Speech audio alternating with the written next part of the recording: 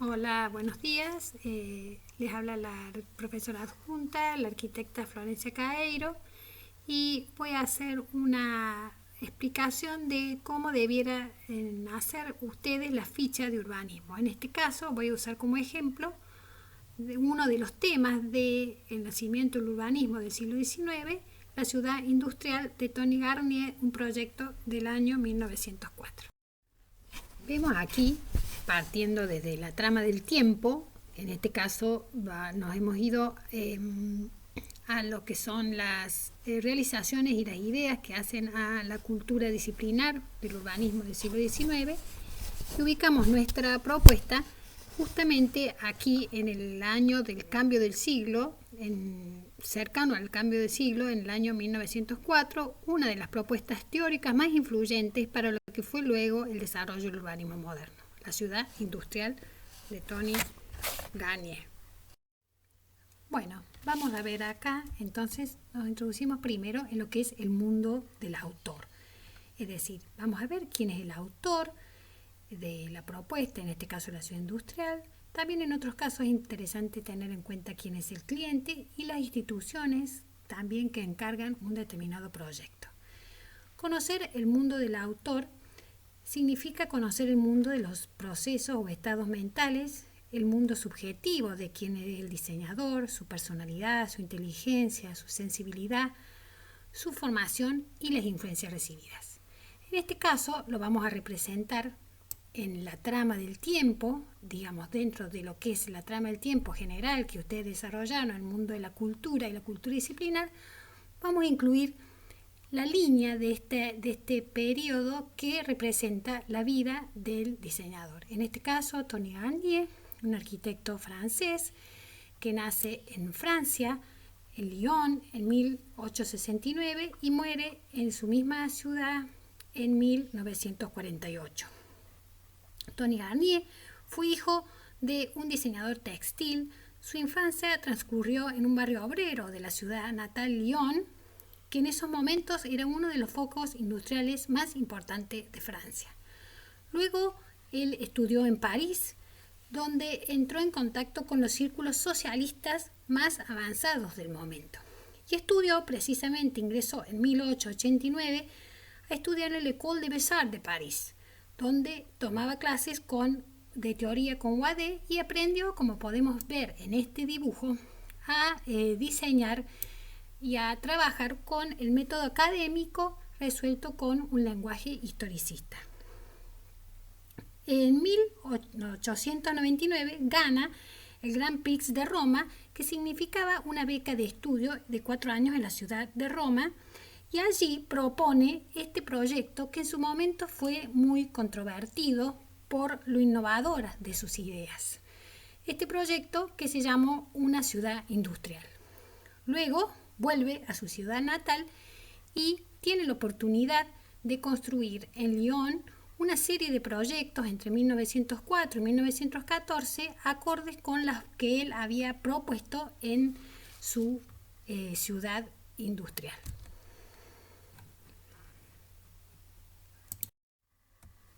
Haciendo una aproximación, entonces, nos proponemos estudiar el mundo de la obra. Estudiar la obra es el mundo de los cuerpos físicos y sus estados y procesos, y comprende lo material y lo tangible. En este caso, es una obra urbana, una propuesta de ciudad. Entonces vamos a manejar determinados parámetros de análisis. El primero de ellos es ver cuál es la inserción territorial de esta propuesta, en términos geográficos, jurisdiccionales y funcionales.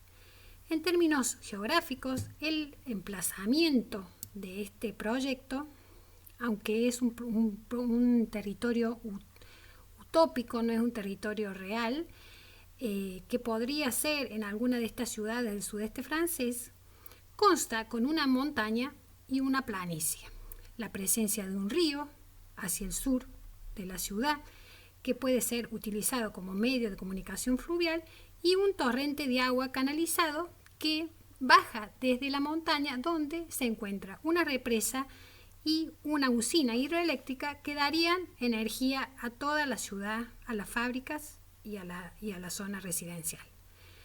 Luego, en cuanto al territorio, a lo geográfico, también es importante la orientación.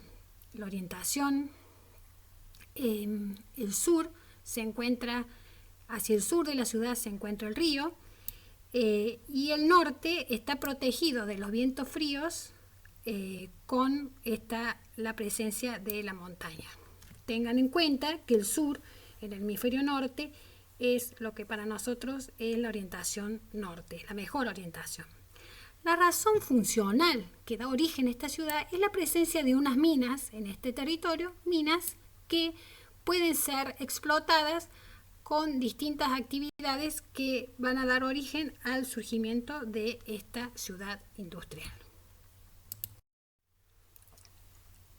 Garnier pensó esta ciudad para 35.000 habitantes y aquí podemos ver en otros gráficos realizados por el autor la represa, la cima de la montaña, desde donde se produciría la energía en la usina hidroeléctrica, y una meseta sobre la cual se asienta la ciudad propiamente dicha, con la zona residencial y con su centro administrativo. Vemos entonces el segundo parámetro de análisis, que es la estructura urbana. La estructura urbana es un sistema organizado de partes o elementos físicos interconectados entre sí que permiten el funcionamiento de la ciudad. Implica entender cuáles son las conectividades, los flujos, las zonificaciones, si hay nodos de concentración de actividades, puntos significativos, el equipamiento. Eso lo vemos en un esquema en planta de este tipo, y en este caso la esencia de esta propuesta de Garnier es proponer una zonificación de la ciudad que queda compuesta por partes que están separadas entre sí, porque el arquitecto pensó en dar posibilidades de crecimiento, de ser necesario a cada una de ellas dejar territorios libres para su crecimiento.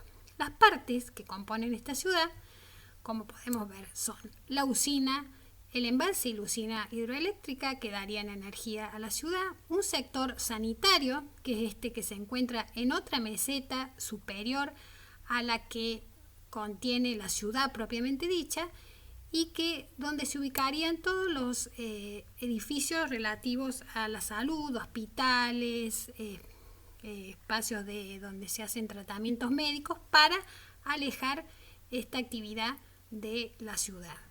Luego encontramos la ciudad propiamente dicha en esta forma alargada, la estación ferroviaria y finalmente la industria en torno al río y al torrente y cerca de las minas, que fueron las que dieron origen a esta ciudad.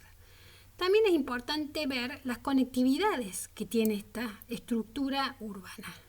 Como decíamos, el río, que permite una vía de circulación fluvial, y aparece aquí el ferrocarril que conecta, separa, digamos, la zona industrial de la zona residencial en una vía principal y conecta con otras ciudades, y luego una línea que atraviesa toda la ciudad de este a oeste y termina en esta estación, uno de los nodos también de esta ciudad, esta estación de ferrocarril y el centro comercial, que están al lado de una ciudad preexistente que Garnier pensó que podía existir en el territorio.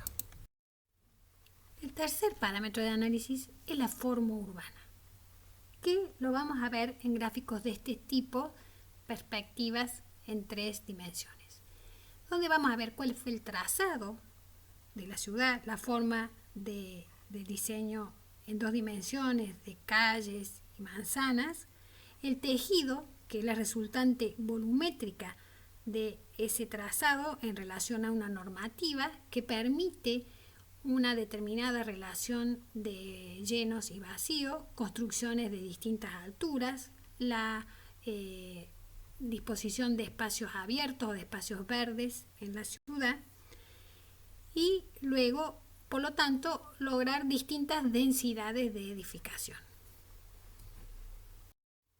Acá vemos, dentro de lo que es la forma urbana, una aproximación a una ciudad que tiene esta forma alargada con un trazado de manzanas rectangulares, con calles que tienen distintas características. La más importante, como dijimos, es la que atraviesa la ciudad de oeste a este y que termina en la estación ferroviaria, y luego las calles transversales que tienen la dirección norte-sur son calles de 20 metros de ancho que, según la normativa, deben estar arboladas en ambos lados. Aquí podemos ver en una mayor aproximación dentro de lo que es la estructura urbana el trazado de la manzana tan característico de la ciudad industrial. Bueno, como veíamos las calles, la calle principal que atraviesa la ciudad, que tiene el ferrocarril y es la más ancha, estas calles transversales en el sentido norte-sur, todas de 20 metros y arboladas en ambos lados, y luego otras calles principales de 19 metros de ancho y otras calles de 13 metros de ancho. Fíjense que las calles principales tenían por normativa que estar arboladas en la cara sur, de manera de no dar sombra a las construcciones de los lotes vecinos. Las manzanas tienen 150 metros de largo en el sentido este-oeste y 30 metros en el sentido norte-sur, y tienen parcelas cuadradas de 15 por 15 metros de frente a la calle.